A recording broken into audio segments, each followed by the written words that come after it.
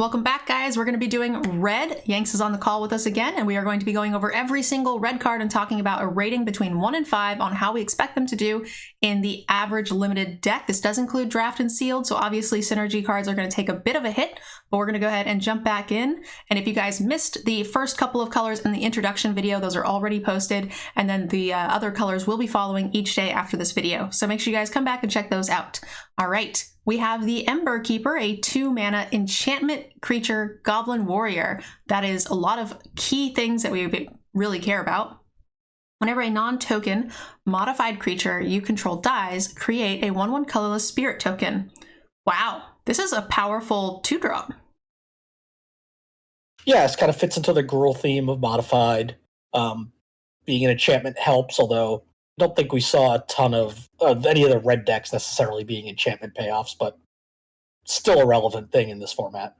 Well, so none of the red decks necessarily had enchantment payoffs, but there were enchantment payoffs in white, because it was like the Orzhov theme, so you might have some of the white enchantment artifact payoffs, and then you can pair that in the Boros deck and still get some support, which I think is very impressive.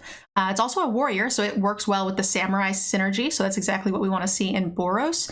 And, you know, it's just kind of an aggressive creature. It's, you know, a little understated for its booty, but I think this is more than making up for it in other areas. Yeah, agreed. I mean, you want the ability to trigger this, but you know, that is one of the major themes of one of Red's decks, so. And red also does have a fair amount of equipment type effects, so we're going to be modifying a lot of creatures, trading them off, making new creatures, so that's really nifty. I think this is a 3 for it. You know, this is exactly what I want to be doing in red. Well, a little lower as a 2/5, just because I don't think we've seen much in the way of go wide payoffs, so I'm not sure how relevant these 1/1s are going to be. Fair.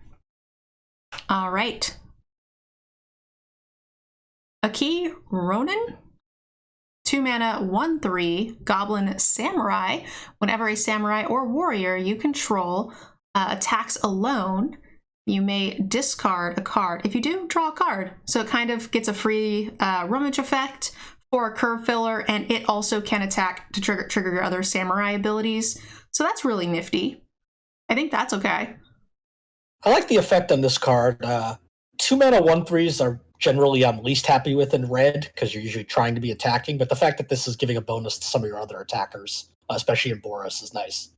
Yeah, this feels more of like Izzety type feel to me. We don't really know where that's going to fall in the power level, but these are the type of effects I expect to see in a more Izzet-oriented deck, and less so in a Boros deck. But that said, you know, it's a relevant creature type. It's a 2-drop when you need it, and it's going to give you some late game value. So I have this at like a 2 in the average deck. Yeah, I agree. And there'll be some decks that'll want it more than others. Certainly. All right, we have Warpaint, a 1-mana enchant aura, enchant artifact or creature. As long as an enchant permanent is a creature, it gets +2/+1. Really cheap, very aggressive. But these aura spells don't tend to, they can win you the game, certainly, but they tend to just fall flat and get you 2 for 1. Yeah, I generally hate these cards. The fact that you can enchant an artifact and put it on a vehicle sometimes makes it a little harder to get 2 for 1, because they have to have instant speed removal to deal with it. And the fact that it triggers modified is nice, but I'm only looking for this if I have the heaviest of payoffs. Yeah, this feels 1.5-y to me. Yeah, agreed. All right. We have Ambitious Assault, a 3-mana instant. Creatures you control get +2/+0 until end of turn. If you control a modified creature, draw a card. Wow. Trumpet Blast with upside? What were you saying about go wide abilities again? Yep, that's agreed. That's the first one of these we've seen. And if I mean, I would argue that any set with a lot of equipments is giving you a go wide strategy, right? Because you want to be getting a lot of tiny guys that are then trading up. Yeah, see, I always look at it, equipment sets are tall sets. You want to be piling them on one big thing. But if that one thing gets removed, then you're dead. But not in this set where those things become creatures. Yeah, I still, like, usually like, the equipment that makes 2/2s, that's usually how I like them. I've always liked creatures with a lot of small creatures with my equipment.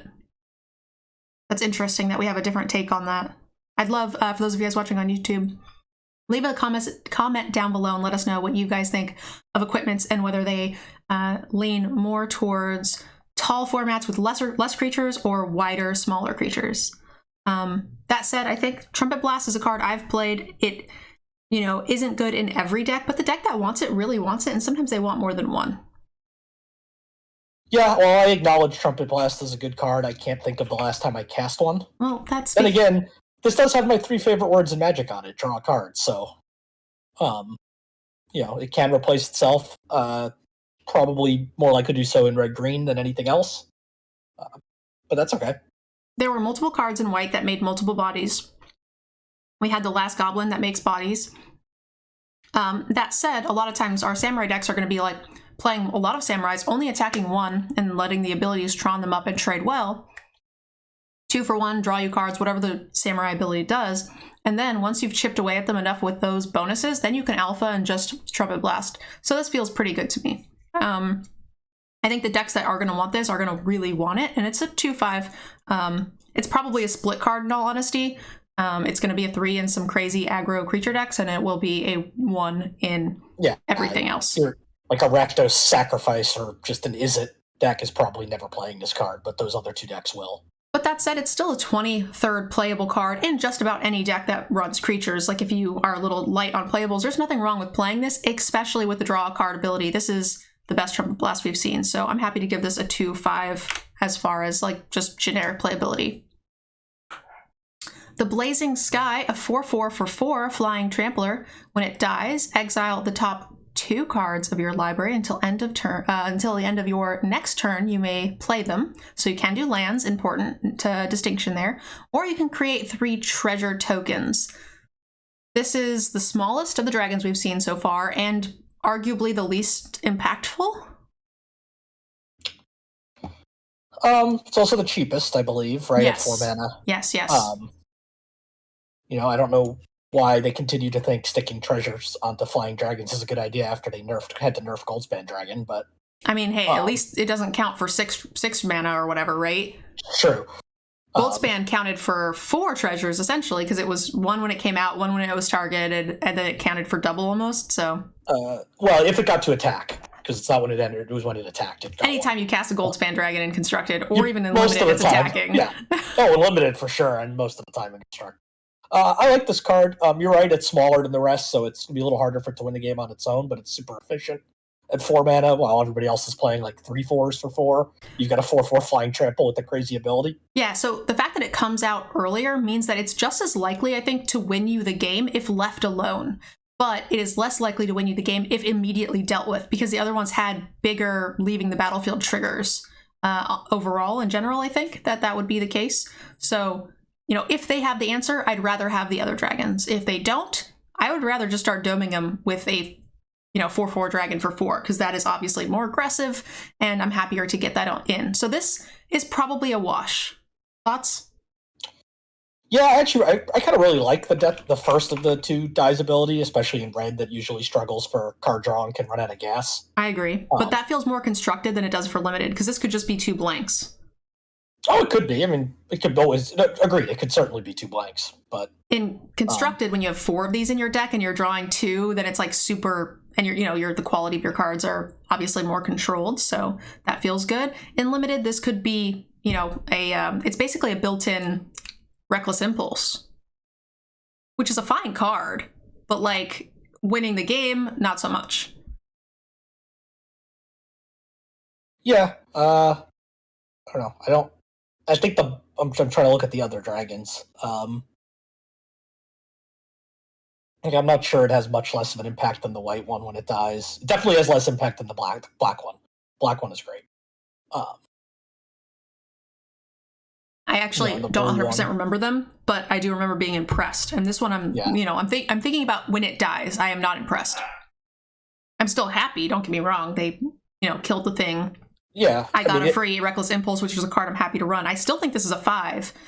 Okay, sure. Yeah. And I think if left alone, this will win you the game more often. If killed, it will win you the game less often. Yeah, I think it's a built-in, almost always 2 for 1 with a potential 3 for 1. Yes. but how impactful those are is so varying.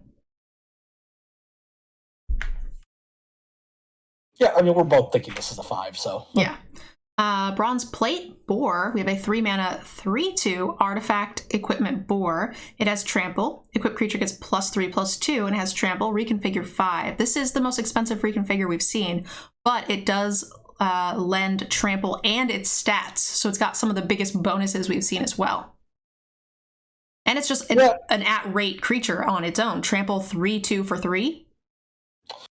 Yeah, this card's fine. It would be fine with no reconfigure if it didn't have the equipment ability. It's just a bonus. I don't like the reconfigure on here because 5 is just so much for what you're getting, but it's just a bonus on top of a playable creature. Yeah, it's just an outlet. I would say on its own, it's like a 2, but because there's so many things that want modified and stuff like that, I'm willing to give it a half-point bump because I think it's going to synergize well between being an artifact, having a late-game mana sink to make your stuff more threatening, and also just being a good curve filler. Yeah, I'm with you on 2/5 for this. All right. Crackling Emergence, 2-mana Enchant Aura. Enchant land you control. Enchant land becomes a 3/3 red spirit creature with haste and is still a land. If enchant land would be destroyed, instead sacrifice this, and that land gains indestructible to end a turn. Oh, so it doesn't, like, kill your land. That's cute. Yeah, so I'm trying to just piece this out. It turns it into a 3/3. Okay, and then be destroyed. Okay, so yeah, it basically just loses the enchantment. Yeah, that card's fine. Yeah, it's just turn your creature. If you play it early, it's very aggressive on turn 3. And then if you choose to play it late, it's very minimal. A 3/3 haster for 3 when you don't need the extra mana, or for 2 seems pretty fine. Yeah, the wording on this card is a little strange to me. What I'd love to see in the rules when they release the rules notes is what happens if this trades with a 3/3 in combat, because dying to damage is not typically the same thing as being destroyed. Those are technically 2 different things. So I don't know if that would apply there. Like, I don't know if this is only protecting against, like, Stone Rain type effects, basically. That is interesting. I'm not sure, though. I don't think so, because when you use a black kill spell or whatever, it does say destroy. But technically, so it's kind of a very so you're saying rules thing. You're just saying combat. Anything that involves damage or minus X effects, because destroy, what happens is you cast a spell, destroy, and it goes to the graveyard immediately. Technically, when it gets damage, you move on, and there's a state-based effect check to see if it has enough damage to kill it, or it has enough X to kill it, and then it goes. Okay. I mean, that makes sense. It dies to state-based actions as opposed to being destroyed. So it would be immune to Stone Rain. It would be immune to black removal, largely. When I read the word indestructible, I just assume anything that is indestructible would prevent. I would think that this would be. That's why I'm not sure, because that seems what you're saying, and my initial reading of it seems like that's what they're going for, but the wording is a little inconclusive to me. What do you think in score-wise? Unfortunately, a lot of it's going to depend on that to me. Agreed. But if it's the way we think it is, I like this as like a 2/5. That's exactly what I have it on. I think if it's the other way, it's probably unplayable. Yes. If your creature dies in combat, I'm not happy either. Agreed. All right. Dragon Spark, 2-mana artifact. Whenever this or another artifact enters the battlefield under your control, put a charge counter on it. Pay 4, sacrifice it. It deals damage equal to the number of charge counters on it to target player, and that much damage to up to 1 creature. Well, this is a split card. For sure. I mean, you need the sufficient quantity of artifacts on this to do anything. And then even then, it's like fine. Like, it comes down if you need the removal spell. It's too late. So it's like a 1/3? Yeah, I think so. I would think this is probably looking for your, like, is it deck? Note it just says artifact, not non-token artifact. So if there's anything that generates token artifacts, this will be better. Agreed. Experimental Synthesizer. I'm going to let you take this one. Experimental Synthesizer is an artifact for red. When it enters or leaves the battlefield, exile the top card of your library. Until end of turn, you may play that card. You can pay 2 in a red and sacrifice this to create a 2/2 white samurai with vigilance. Activate only as a sorcery. Okay, I'm fine with this card. You don't want to be playing it on turn 1 because you don't get that any value out of the first effect. But it's an overpriced creature that can potentially get you 2 for 1 on cards and then still leave you with a creature. I'm okay with that. It's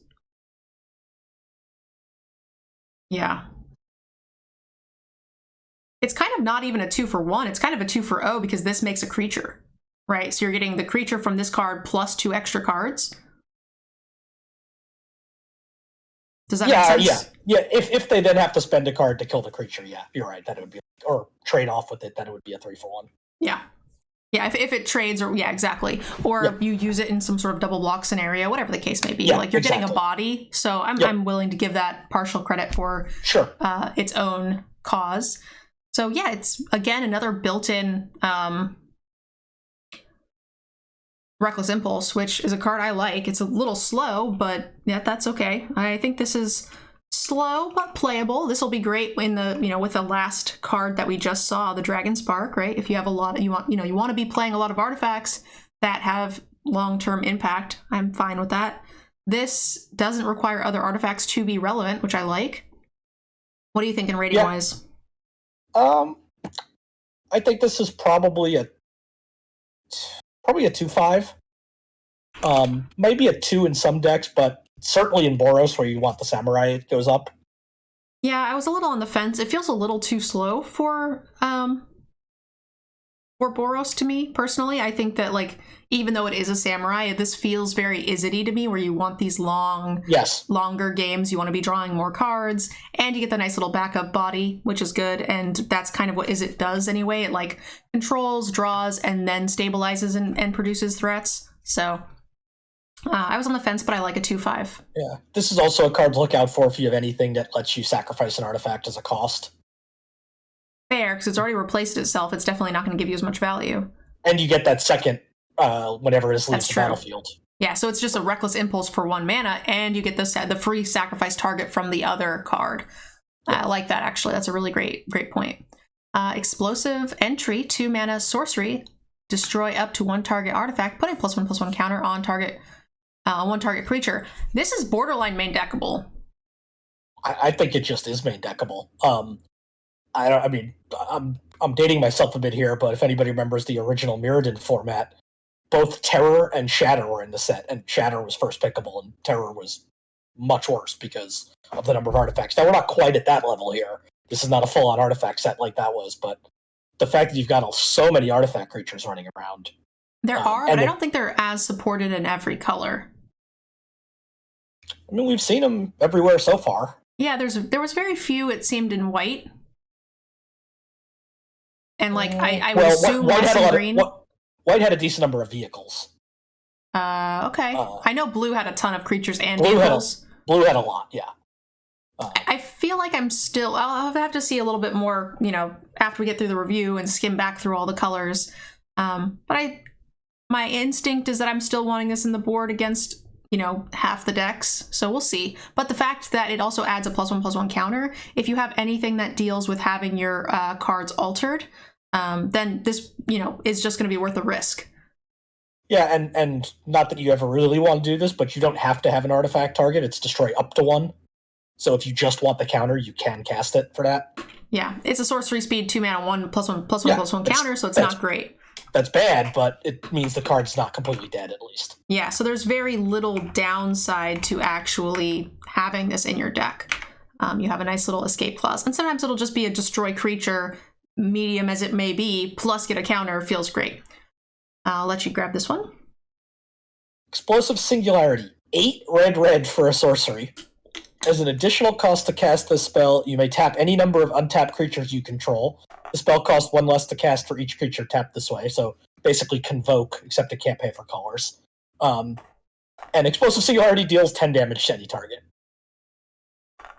I mean, this red seems kind of go widey anyway, and I'm down to do this in my Boros deck. I'm happy to pay, 6 mana at my top end of red, so you need 2 creatures realistically to like. Oh no, 4 creatures. Math is hard. Okay, leave me alone. But like, this is the ultimate in reach, right? Like, I'm stabilized. I'm at 9, and I've got a good board. I'm fine. Oh, I'm dead. Yeah, it's like they've stabilized. Your 4/1/1s can't get through anymore, and you're just like, ha, got them. And it's a mythic, so they can't possibly play around it. Nope. I've definitely died to a few lava axes in my day. So, what are we thinking rating wise? I like this as a 3. It's just really expensive. It's really expensive, but because red, I think, is going to have a lot of the reconfigure type cards, I think it's going to be very creature based, and then even when your creature dies, the reconfigure thing still falls off and then you still have a creature. We saw the goblin that makes goblins. Red, one of, I think, its major, probably stronger archetypes for red will be Boros, which also had a ton of things that made more dudes. So I like it at maybe a little higher because I do think it's going to be quite a finisher. Yeah, I think the part I don't like is I feel like I'm going to feel bad if I ever have to cast this on a creature. Like that it feels like it's going to be such a waste. Yeah, but the problem is like, if that's the case, you probably have enough creatures, because that's what red is doing, to pay for it. It's still a big removal spell, but yeah. You're right. I'd rather kill their creature and then attack them, but sometimes we can't have it all, Yanks. All right, Fable of the Mirror Breaker? Yep. I almost thought it said Berserker. Fable of Kiki-Jiki. Fable of Kiki-Jiki, I like it. All right, for the first chapter, create a 2/2 red goblin shaman creature token with whenever this attacks, create a treasure. So we're seeing more treasures. There was some treasure synergy earlier in a previous color, and we weren't really sure because we'd only seen up to that point only one treasure maker. So we're seeing a lot more in red, and it does seem to be where we are doing a lot of treasures. Chapter 2, you may discard up to 2 cards. If you do, draw that many. Exile it and turn it into a 2/2. It's the reflection of Kiki-Jiki. For 1 mana and tap, create a token that's a copy of another target non-legendary creature you control, except it has haste. Sacrifice it at the beginning of the next end step. Seems great. It's just Kiki-Jiki, except you have to pay a mana. Uh-huh. And to be fair, I will say I did not know the name of the back of this card when I said that. About Fable of Kiki-Jiki. I hadn't looked at it yet. This is just... Even if you don't get the creature on the back, this is just good, right? 3 mana, 2/2 that makes treasures. Yeah, and rummage up to 2. Your choice. If you just have great cards, you don't have to pitch them. Like, I think I would play a card that was 3 mana that just said chapter 1. Like, it wouldn't be amazing, but it would, we saw the 4 mana 3/3 ogre that made treasures, and I was like, yeah, let's play this. Yeah. I might play that card just because it requires attacking. And it's far more borderline, of course. Like, I'm saying that's like a 2, but it's going to see play. Then you have chapter 2, and then you get another thing that just makes copies of your tokens that, like, you can run in forever. Great. Of your creatures, I mean. This card seems great. Yeah, no, I think this is very good. It is a rare. Is this... If it's left, if the creature from the backside is left alone, this feels very 4-like to me. It can win a game. It can. I mean, you need stuff worth copying for it to get that high, and it's easy to kill. Yeah, I have it right now at a 3/5, but the more I look at it, the more I like it. That's where I have it as a 3/5. Yeah, it's pretty close. It is very easy to kill. I haven't seen. We have to see if we have a Pestermite or Deceiver Exarch in the set. Then I'll revise my or Shock opinion. Shock also makes us not like it nearly as much. Yeah. Flame Discharge X in a red instant deals X damage to target creature or planeswalker. If you control a modified creature, cast this spell, it deals X plus 2 damage instead. Yeah. I mean, that's helpful, but not super relevant. I feel like the mana cost itself is already fine. Yeah, I mean, it's inefficient, right? It's 3 mana for 2 damage, 4 mana, 3, but we play those cards. Yep. We usually like to a lot of times some of those will be at rare. They can hit players, which is nice, but this has a little bit different upside, so I'm okay with this card. Yeah, and when I said when I said irrelevant, it's actually amazing, right? You still get, it's a great discount for the card. Yes, yeah. I meant that it's good without it. Yes, absolutely. No, I hear you. You understood, but then I realized it probably came off like that I actually thought 2 extra damage and getting a discount was bad, but no. It's just that, like, I think that I'm already playing this card. The bonus is just that, just a bonus. So Has pretty great flavor text, too. Why would you need a cooling unit? Okay, fair. Is this a 4? With the bonus, probably. I feel like it is. Probably is. I mean, we did always pick Heat Ray early on and that type of effect. I mean, it's no worse than a 3/5, but it's probably a 4. If you have 0 ways to modify, then it's probably a 3/5. The nice thing with these cards is red sometimes struggles dealing with bigger creatures, and while this might cost a lot of mana, at least it can kill a big creature.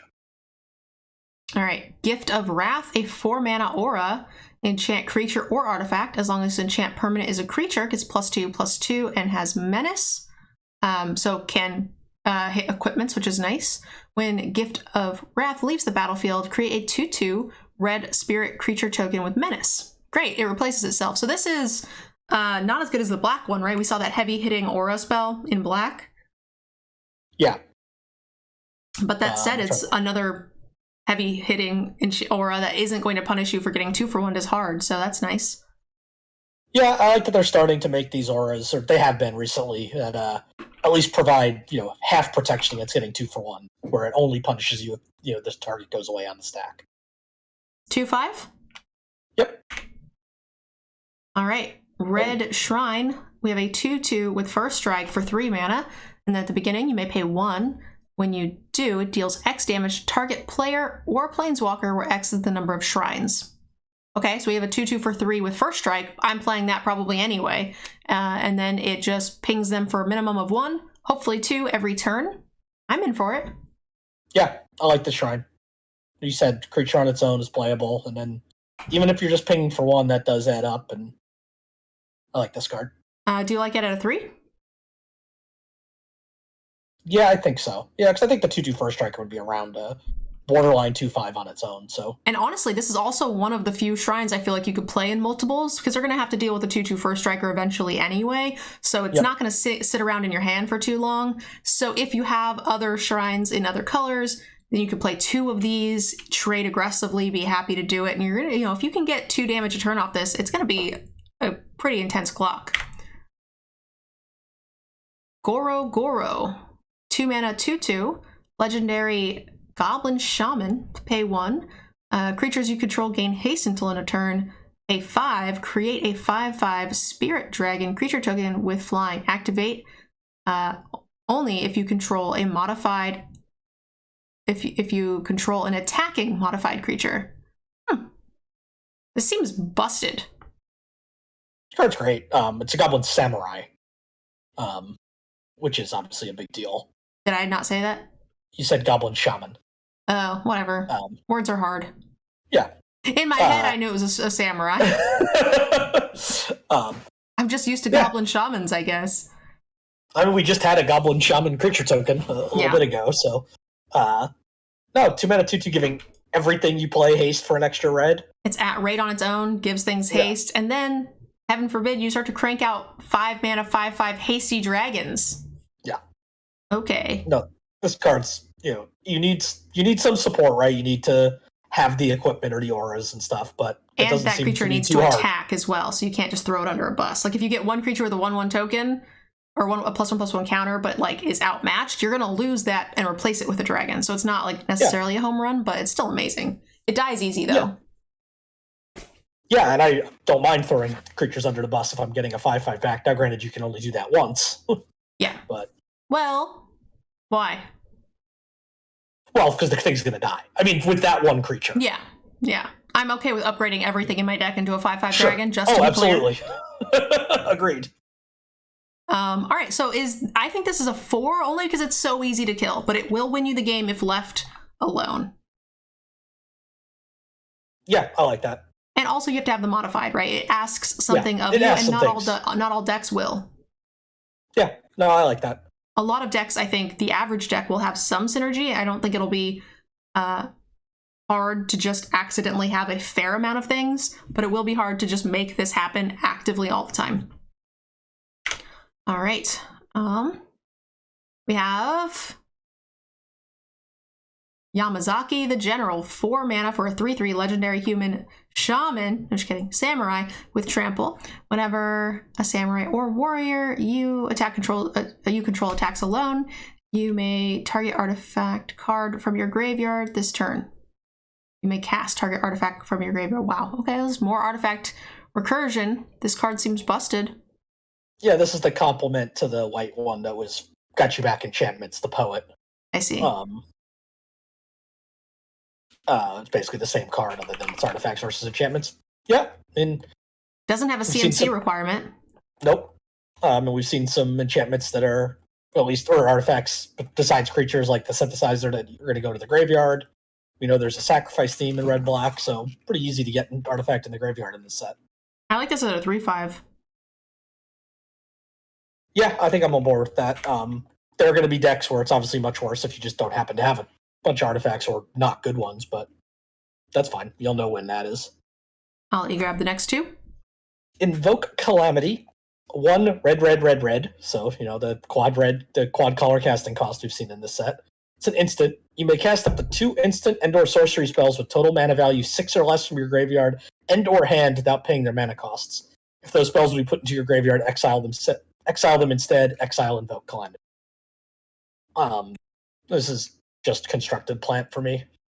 Yeah, I mean, I feel like there is a red burn deck in red that's gonna be okay with having this. It sort of feels like a Mythic's Mastery. Obviously not as strong, but also doesn't ask as much of you. It does ask a lot of red, but is like, do you have a mono red deck with like 7 burn spells? Okay. We're maybe talking about playing this card, but the average deck I don't think is gonna want this. Yeah, I mean, you have to have drawn them and played them already to really get value. I know you can play stuff from your hand, but that's not really any value because at best you're only saving 1 mana on this deal. Yeah. The really good spells, like the black removal spells and things like that, they tend to be 4 mana. So you're getting like, yes, ideally, a good spell and a pump spell or something out of your yard. But I mean, we always see some sort of uncommon 3 mana removal spell and some shocks or whatever. If you have that deck, sure. If not, this is probably the least exciting of the bunch here. Yeah, I think in your generic deck, this is not playable. 1/5? Yeah. Ironhoof Boar, 6 mana, trample haste, 5/4 with channel. Pay 2, discard it. Target creature gets +3/+0 and gains trample until end of turn. So below-ish rate, mediocre type turtle creature at the top end that you can use as a very reasonable combat trick. 2 mana for 3/1 trample seems fine. Yeah, this card's fine. It's kind of just an odd combination of things. I'm not sure how this card was developed, but I actually like this a ton in the aggressive decks, and hear me out here. So this does exactly what I want my creature aggressive decks to be doing. I want pump spells because I want all my cheap aggressive creatures, but sometimes they run out of gas, or they your opponent stabilizes and you can't get in the lethal attacks. So now my pump spells just kind of double as late game creatures, even if they're not not very good. I think the channel side of this alone is something you want in that deck. And I'm happy to run this effect probably 2 of anyway. Getting the creature is the secondary side of it, and I actually think that's really good. Yeah, Run Amok is still terrible. Yeah, whatever. Nobody likes you or listens to you anyway. All right, the Run Amok is great. I saw lots of pros run Amok decks, okay? You are just a grumpy old man who doesn't want people to have creatures. Well, people can have creatures. I just don't want them to stay on the board for very long. Well, then you shouldn't be scared of my pump spells. No, I mean, this is fine. I'm kind of lost as to why this is an artifact. It's kind of bizarre. Because why not? Yeah, that's basically what it feels like. They probably came up with some sort of ratio of like how many artifacts do we need in the set to make the artifact theme, or how many do we want in each color to make, because this was like obviously not the artifact colors that we were talking about before as far as archetypes, and they were just like, well, we need like 2 or 3 in every color. So then they just were like, okay, eeny, meeny, miny, boar. No, and it's nice with the samurai we just saw, right? You can channel this to discard it, and then you can use that to get it back. Ooh, yeah. So that gives you some nice bonuses. Like I said, in the aggressive decks, I play Run Amoks, especially, if they're going to get trampled and stuff. It's so good. Not every deck wants 2 of those pump spells, but some of them do. And if I don't have to risk having them on with no creatures on board, you just get a creature on the back end. Great. I give this like a 2/5 for the aggressive decks. Yeah, I agree. I think that's right around where it is. All right. Kami, we have a 3/6 for 5 mana. It's a spirit. When it enters the battlefield, return target artifact card with mana value 3 or less from your graveyard to the battlefield. It gains haste. Sacrifice at the beginning of the next end step. So, this is Veggie's preview card. Very cool. Giant monkey. Yep. It is multi-armed forging monkey. So we want artifact ETB effects for this, and it's kind of expensive. Yeah, I mean, it's clearly the best monkey they've printed in the last couple of years, right? 2? This is a 2? Yeah, I think it's a 2. Now, if you have like multiple bomb ETB under 3 CMC artifacts, then we'll talk. But otherwise, I'm not really in the market to like hit you for 1 in the air with the thing that dies and pay 5 mana for a 3/6. I will if I don't have anything else to do. I mean, I like this a lot. I like that card a lot with Experimental Synthesizer. Right? It brings it back. You get to exile the top card and play it, and then when it sacrifices it, you get to do it again. I mean, the second one needs to hit an instant for it to be relevant, but you're also already having paid 5 mana. How much more mana do you think you're going to have? And it does both of those things in the same turn. That's true. So, I mean, maybe you hit your land. Yeah. Or you have 12 mana or something, which is not what I want to be doing in my red decks. I would like them to be dead already. You need 12 mana to flame discharge something, or explosive singularity them. All right, Kami's Flare, 2 mana instant. It deals 3 damage to target creature or planeswalker. Kami's Flare also deals 2 damage to the permanent's controller if you control a modified creature. Now, this is the card I was talking about for the red card, the red 4 mana cost thing. If I happen to have 6 of these in my deck, then I'm playing that card, right? Because we can recur a lot of these things.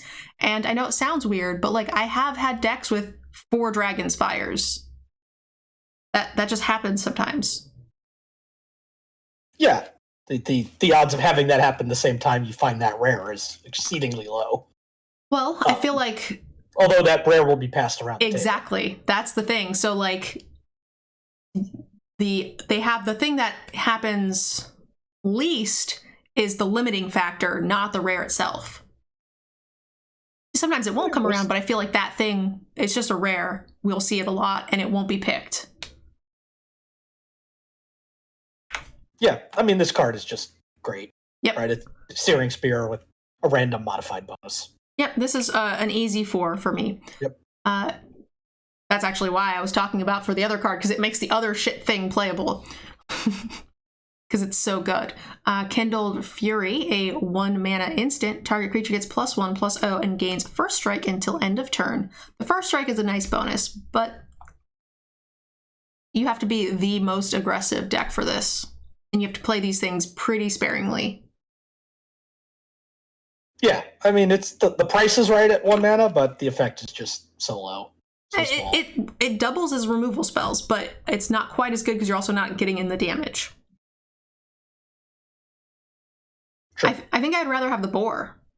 For 1 extra mana, you get an extra +3/+1, and then it doubles as a creature in the late game, so yeah. Oh, agreed. I would definitely rather the Boar. I'll let you take this one. Kumano Faces Kakazan. 1 mana Saga. Kumano Faces Kakazan deals 1 damage to each opponent and each planeswalker they control. Chapter 1. Chapter 2. When you cast your next creature spell this turn, that creature enters the battlefield with an additional +1/+1 counter on it. Chapter 3, exile this and transform it into Etching of Kumano, a 2/2 human shaman with haste. If a creature dealt damage this turn by a source you controlled would die, exile it instead. That is... So it's just an uncommon for a 1 mana for a 2/2 on the end that has a nice little bonus. It's an enchant creature as well. Yeah, I think this card's pretty mediocre. I think each thing is not as impactful as I would have liked, but that said, each thing added together is quite good. I mean, enters the battlefield with a +1/+1 counter on it, I think is the most important thing, because you curve out with your aggressive decks. You're playing this on 1. You're playing your other creature on 2. It comes in with a modify counter, which is super relevant, as we've seen, to red. And then flips, and it is a 1 mana 2/2 that has haste that's attacking and also exiles things, which is pretty relevant, especially with all of the artifact and graveyard recursion we've seen so far. I actually think this is very good in the aggressive red decks. But just that deck and nothing else, basically. And even in that deck, it's pretty awful if you don't play it on exactly turn 1. I mean, that deals 1 damage to each creature. I'm very... It's not each creature. To each opponent. Oh. Okay, well, yeah, that's a lot worse than I thought. Yeah, chapter 1 does nothing. It's basically a blank. Okay, yeah, that is a lot worse than I thought, but I still think it's fine. I think for 1 mana, getting to +1/+1 counter your next 2-drop and then turning into a 2 haster is something that any aggressive deck wants to be doing. Yeah, I don't know, this card just seems massively underwhelming. Can't ask for a lot more than a 2 for a 1-drop, I think. I agree, that's why I just don't play them. Yeah, sometimes they're worth it. I think this is really, really good in aggressive decks. Plus the 2/2 that like exiles your opponent's stuff is pretty sweet. I like this card. Yeah, I think it's like a 1/5. Okay, I think it's like a 2/5. Like maybe it's a 2 in the actual most aggressive deck, but other than that, I can't ever see playing this. All right, this is I think the second card we've been a point or more apart on. All right. Lizard Blades, 2 mana 1/1, enchant creature, equipment lizard has double strike, and equipped creature gets double strike, and it is just a 2 configure. That is decent. Yeah, I like this card. Double strike on itself and portable double strike is great in a set full of equipment. Agreed. What are we thinking score-wise? It's like a 3, maybe a 3/5. Okay, wow. I was thinking high 2/5 or 3. But I mean, it's a rare, so it's probably going to play out better than I expected to.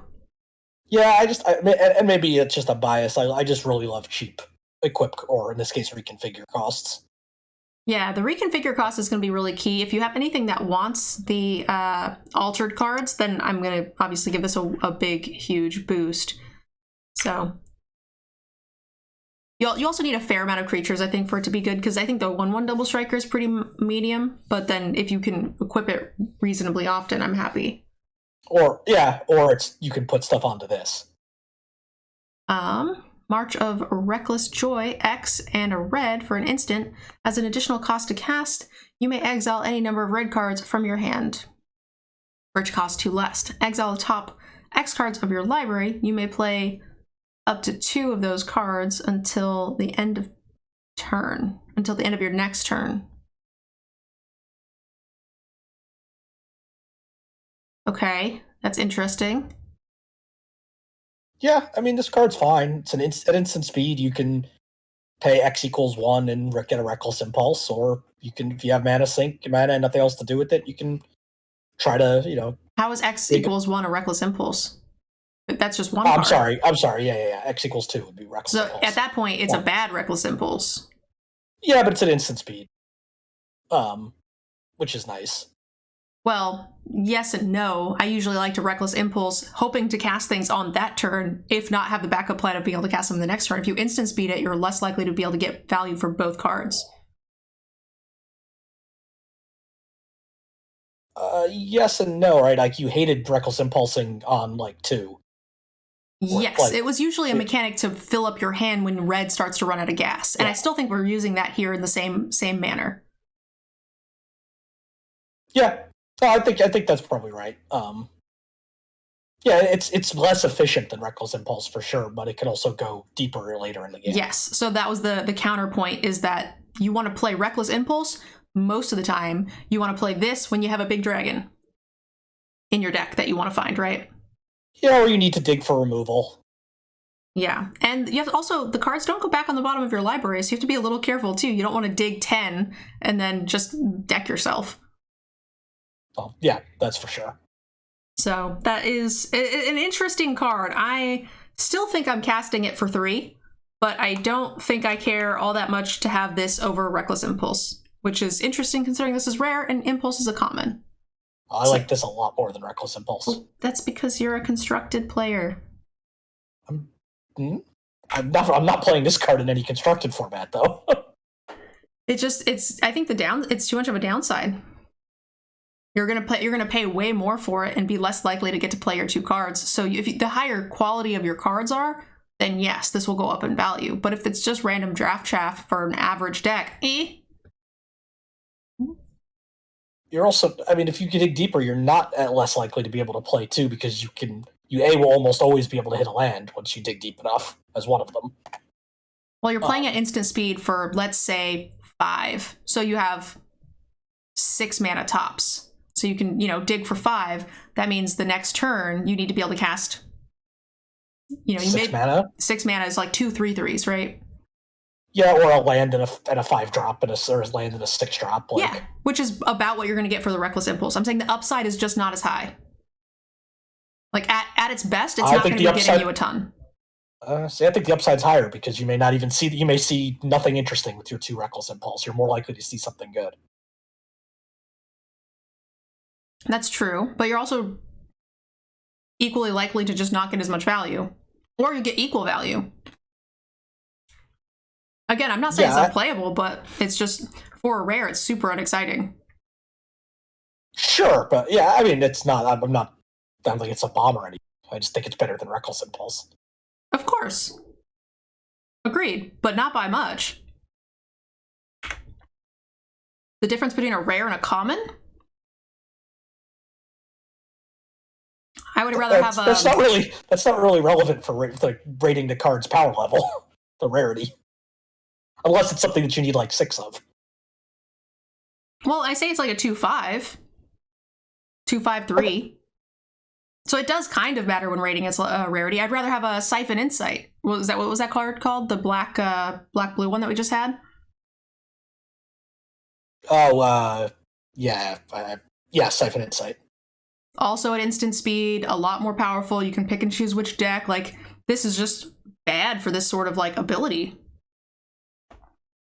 Doesn't remove the cards from your deck. Like, you're going to mill yourself all those excess cards. So if you don't have graveyard synergies, that's kind of an underwhelming thing as well.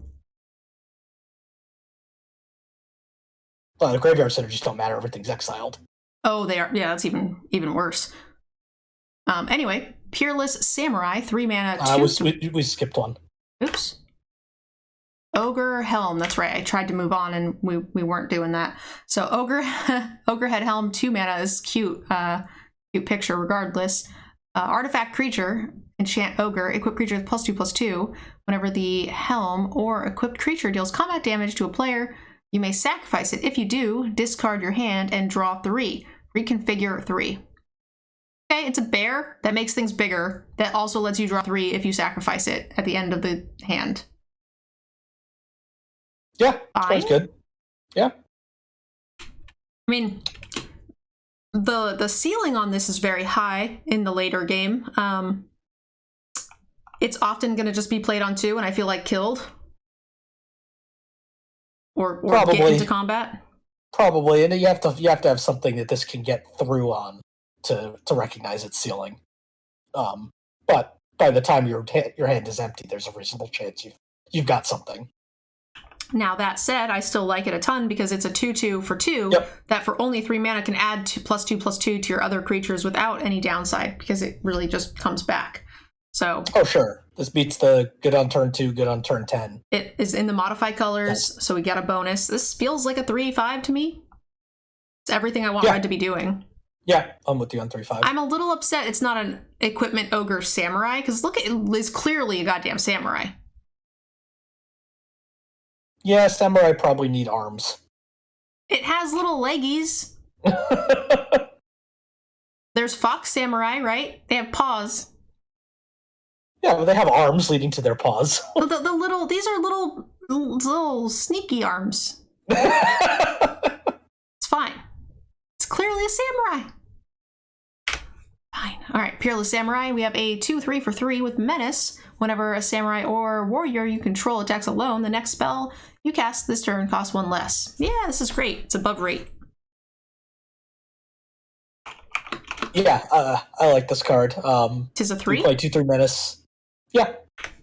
I'm chuckling because the Ogre Head Helm reminds me of the one card from Mysterium. Oh. Rabbit Battery, a 1-mana artifact. Equipment Rabbit, a 1/1 with haste. Equipped creature gets +1/+1 and has haste. Reconfigure, only 1 mana. This is great. Yeah, this card's good. It's the first reconfigure cost I think we've seen that's colored. There might have been one other one. It gives the stat plus the ability? Yeah, the Mythic sword from in black. It's aggressive. It's a 1/1 for 1/1 haster on 1. It's just a Raging Goblin ++. Yeah, no, this card's very good. Yeah, that fixes your cards when you need it with reconfigure, like the altar stuff, which is important, I think, in red. Yeah, this is close to... It's not long-term impactful, so I'm hesitant to go up to a 3/5, but it's really powerful, I think, in the right decks. It's everything you want it to be doing. It's got big, pointy teeth. Huge fangs. What do you like it at, Yanks? I like it at a 3. Yeah, I think it's a strong 3. It's a highly synergistic 3. Keep an eye out for it. Reinforced Ronin, a 1-mana 2/2 with haste at the beginning of your end step. Return Reinforced Ronin to its owner's hand. You can pay 2, discard it, draw a card. Okay, so you're just like very, very aggressive with this card. Yeah, I don't love this card. I mean, it does have built-in cycling, so I guess you could play it, get in if you have nothing else to do on like turn 1 and turn 2, hit for a few, and then cycle it later. It's not terrible. It's not exciting either. Yeah, it's nice if you have a lot of samurai bonus abilities. If you're just like playing those and then attacking with this and returning it to your hand, if it's like stacking up in abilities. The 1 mana is not that much to invest, but it's still, you got to be really aggressive and have some support for it. I don't love this card. I think it's a 2? Yeah, I think it's a 2 just because at the worst case you can cycle it. So yeah, it's got a very high floor, or medium floor at least. Without the cycling, I don't think it's playable. Oh, agreed. Scrap Welder, a 3/3 for 3. You could tap it, sacrifice an artifact with mana value X, return target artifact with mana value less than X from your graveyard to the battlefield. It gains haste until end of turn. This is a 3/3 for 3 for only 1 red instead of like multi-red, which we typically see. So this is a good body for red, and often when we see this, it can't attack or block alone or whatever bullshit red usually does. This seems pretty good. Yeah, it's a fixed Goblin Welder, so you can't do shenanigans like sacking a 1-mana artifact to get back a 5 or 6-mana artifact. But that's fine. I mean, you'll definitely find uses for this. It can be done at instant speed, you can sack that one drop red artifact. I would happily sack most 2-drop artifacts for that. Sure, like that gives you so much value. Yeah. At instant speed, so if they try to kill your artifact creature, you might be able to sacrifice something in response. Mm-hmm. Sacrifice it in response and get something. Yeah, I like this card. Yeah, I think this is a 3. Agreed. And then it's got some upside in the right deck. All right, Scrapyard Steelbreaker, a 4-mana 3/4. Pay 1, sacrifice another artifact. Scrapyard Steelbreaker gets +2/+1 till end of turn. Okay, it's a pretty scary combat trick. If you can just attack, and then if they don't block, great. If they do, turn it into a 5/5. Yeah, this card's fine. Yeah, you need to have a reasonable number of cheap artifacts because you don't want to be sacking expensive things to this, but it's a fine card. Yeah, it's playable on its own. The other thing I was going to say about the last card and this card is that the uncommon general was the one that just anytime a samurai or warrior attacks, return an artifact to your hand. So you could be getting a nice sack loop where you can sack very liberally without losing a ton of value for this kind of mechanic. Also, another artifact, red, we've seen a fair amount of treasure generators in red so far. This does seem to be the treasure color, so this could actually be activating for quite cheap. Have we seen more than one treasure in red? Well, there was the dragon, which I don't really count, but then there was like there was a couple of things that when it attacks, it creates a treasure. There was the saga that did that. I forgot about the dragon, but I think it's just those two. I thought there was one other thing that made treasures as well. Those could be wrong, but I could have swore we saw at least two. We saw one yesterday, and we've seen those two today. What rarity is the saga? Rare. Oh, okay. Well, maybe it's a little bit more fringe, but seems like the color for it. So yeah, I mean, there's 2/5. And it'll be. I think it's 2/5. Yeah. Simic Wave, a 3-mana instant. Simic Wave deals 2 damage to any target and 1 damage to each non-artifact creature your opponent controls. Okay. Sideboard card. It's like a very, very, very expensive shock. But again, a lot of 2/1s, a lot of 1/1 flyers and things like that. I think this is very sideboardable. I don't think I'm ever going to run it in the main deck. Yeah, I don't think I'm going to be thrilled in the main deck. I don't think it's awful. I mean, you're probably trading down on mana, but you still can get a 1/1 with this, and you can set up combat to make this into some decent value. But it does take work, so yeah, I don't mind cutting this either.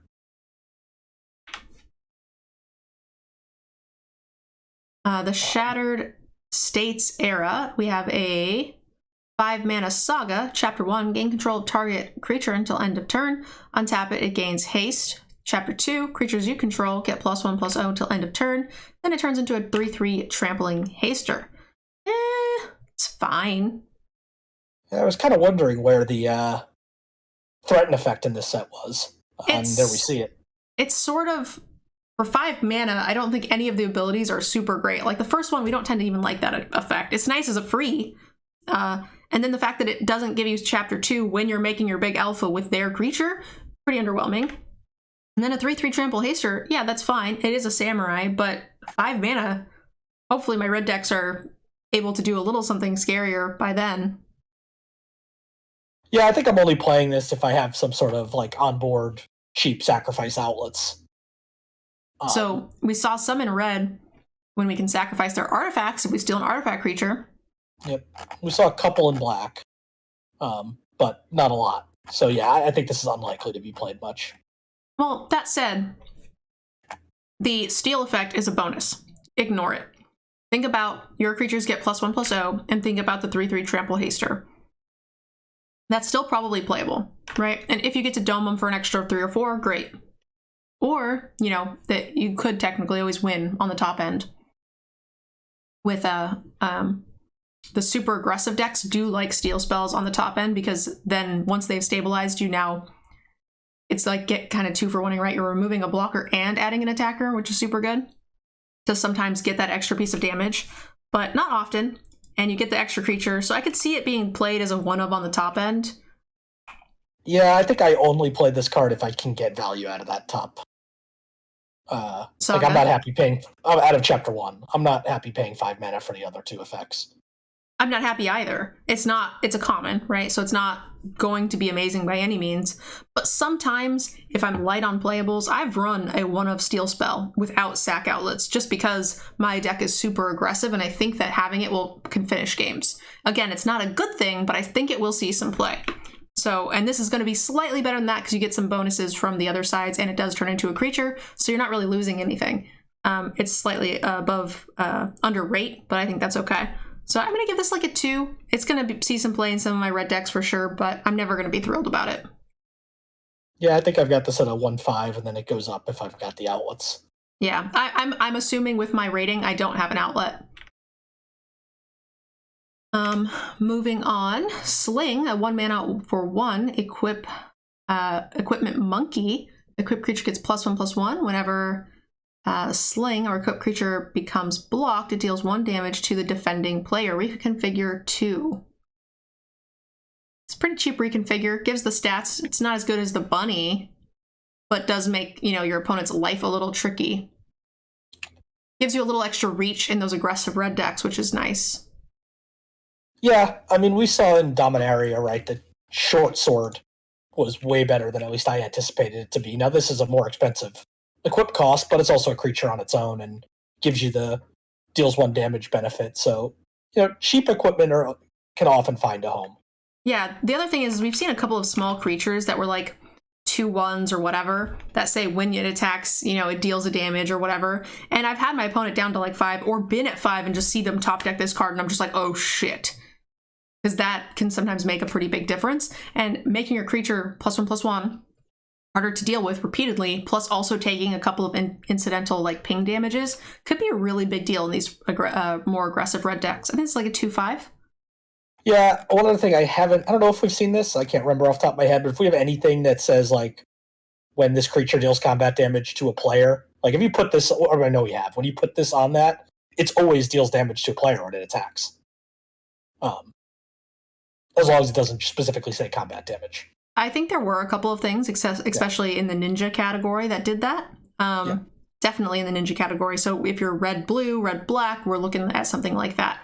But yeah, I like this at a 2/5. Cheap reconfigure. Smelter, 2 mana 2/2. At the beginning of combat on your turn, you may pay 1 if you do, and sacrifice a creature. If you do, create a 3/1 red construct artifact token with haste. Okay, so if we have like treasures or artifacts that ETB draw you things, stuff like that, we're happy to sack. On its own, it's a bear anyway. If your artifact creatures get locked under enchantment spells, this lets you do some stuff, which is nice. But all in all, I think it's a bear with some upside. I don't love sacking things for 3/1s, but it could be good. Yeah, I like this card actually, especially if we have some cards that get stuff back from the graveyard. Absolutely. I was fully expecting the rest of this text to say create a 3/1 token with haste, exile it at end of combat or something. I was as well. Because that's usually what these 3/1, a lot of times are elementals or stuff, do in red. But the fact that it sticks around, turn anything, I guess you can only do it on combat on your turn. I don't know. It's okay. It's a bear with upside, like you said, but yeah, in the right deck, it can have a lot of upside. Of course, definitely. I think, you know, depending on the number of artifacts you have that are worse than a 3/1, basically. Or have ETB triggers, or if you have things that recur, like if you've got 2 of the red generals that bring back artifacts, then this is going to skyrocket. 2/5 on its own in the average deck, it could go up massively to a 3/5 and make your deck. Agreed. All right, Temple of Solitude. 2 mana enchantment. Whenever a creature you control attacks alone, exile the top card of your library. You may play that card this turn. I don't hate it. It does exactly what samurais want to be doing, right? It doesn't...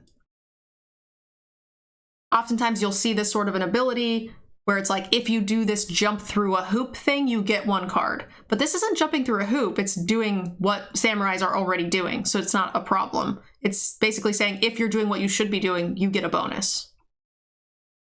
Okay. Yeah, I love the concept of this card and that it helps those decks refill.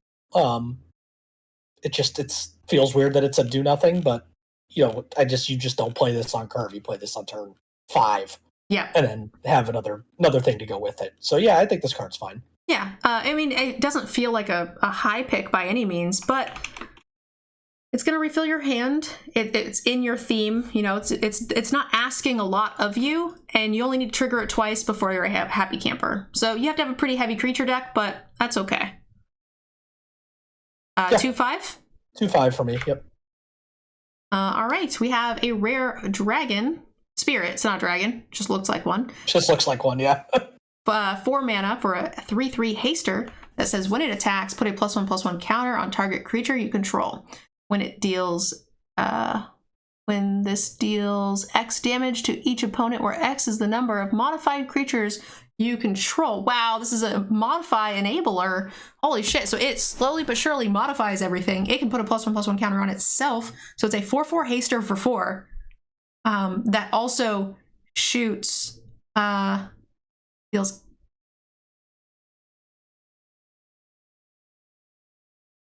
to each opponent. Okay, yeah. So it automatically deals 5 damage the turn it comes in. Well, no, because it doesn't count itself for the modified creatures. Why not? Because it says so other than Thundering Raichu. So it can modify itself, but it doesn't count for X. I see. That's unfortunate. I stopped reading at that point. So it always deals 4 when it comes in, because either you put it on itself as a 4/4, or you put it somewhere else and you get X = 1 at minimum. Yes. And it just enables all of your other modifier stuff, which is really cool. Like the goblin that modifies when a creature that's modified dies kind of thing. It's very synergistic, does everything red wants to do, and it's kind of a game-ending bomb on its own.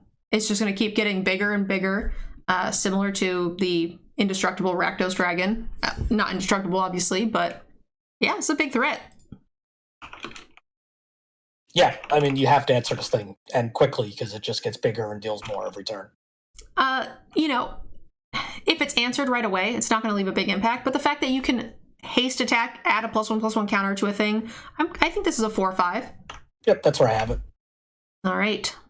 Song Shaper, 2 mana, 2/2, artifact, human, artificer. Whenever another artifact enters battlefield under your control, this gets +1/+0 until end of turn. We see this sort of ability a lot. So oftentimes it's when you cast a spell, so you can use it as a combat trick, feels better. But it's an artifact. It returns cheaply. It sacks creatures cheaply, so we get like a ton of other synergy in the red deck. And it's rarely aggressive because we're going to be playing a ton of other artifacts in the artifact color. So I like it. And it's a DJ. It is a DJ. Holy shit! I didn't even see that. 2/5. Yeah, it's 2/5. All right. Twin Shot Sniper, a 4 mana 3/2 with reach in red. That's weird. Whenever it enters the battlefield, it deals 2 damage to any target. Oh! What? Yeah. Discard that's pretty good. Deal 2 damage to any target. Why would I discard it? I guess it's instant speed. Bad shot. But yeah, and only 2 mana, so if you're stuck and need to kill something quickly or double spell. But yeah, that's great. I'm in for it. This is a 3. Yeah. I love casting this on 4 and just eating their like 2 and 3 drops. Oh, definitely. Yeah, and reach is a nice bonus you don't see often in red. Yeah, which they don't have a ton of access to, which is really, and it's at any target, so it can go face too in a pinch. I love it. Yep. This is a 3. Agreed. Unstoppable Ogre, a 4/1 for 3. When it enters the battlefield, target creature can't block this turn. I have a serious issue with the name of this card. It's a 4/1. It's extremely stoppable. That's true. Like, a spirit stops it. A card that makes 2 1/1 pilots stops it. Lizard Blades eats it. A rabbit stops it. Yeah, a literal rabbit. Okay, yeah. A mechanical rabbit. Yeah, GG. It also doesn't have haste, so the not attacking or not blocking this turn is really not super relevant. It's kind of tempo-y for the aggressive red deck. If you're curving out 1 drop, curving out 2 drop, curving out this, attacking on the play, okay, that's going to win some games, but on its own, in a vacuum, most of the time it's going to be very underwhelming, and it's going to die to some nonsense. Yeah, I just feel you've got better options in this set than this card. Yeah, it is a 3. It is a warrior, so it gets your warrior bonuses, but I think this is like a 2. Yeah. With you there. All right, a 2 mana 1/3 gets +2/+0 for each other modified creature you control. Wow, that's kind of neat. You really only need 1 modified creature for this to be good value and very aggressive. I like this.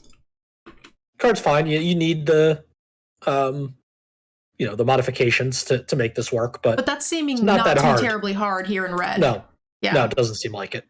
In other modified colors that we saw some modify ability, like mechanics, there didn't seem like there was good support for it, but in red there seems to be an abundance. Even some of the combat tricks also just incidentally modify, you know. So I like this. This is a 2/5 for me because it's so synergistic with what I want to be doing. It's also a samurai. Great. Yep, I'm with you. Voltage Surge, a 1 mana. As an additional cost to cast, sacrifice an artifact. It deals 2 damage to target creature or planeswalker. If you may sacrifice that. I was like, this can't be right. That seems awfully steep. And then it deals 4 damage instead if you sack a thing. So it's just Shock Plus. Yeah, this card's great. Yeah, Shock Plus is always good. It's like a 3/5. Yep. If you've got good, cheap stuff to sack and can reliably make this 4 without a ton of cost to you, probably a bit higher. All right, guys, that is the end of red. Leave us a comment in the comment section below and let us know what cards you think we did right or wrong. We'd love to hear from you. And make sure you guys check out those previous videos. We already did the white, blue, and the introduction. Oh, and black. And then come back tomorrow and we'll be posting up green and all of the rest of them. Thank you guys for watching, and we'll see you in the next video. Bye, guys.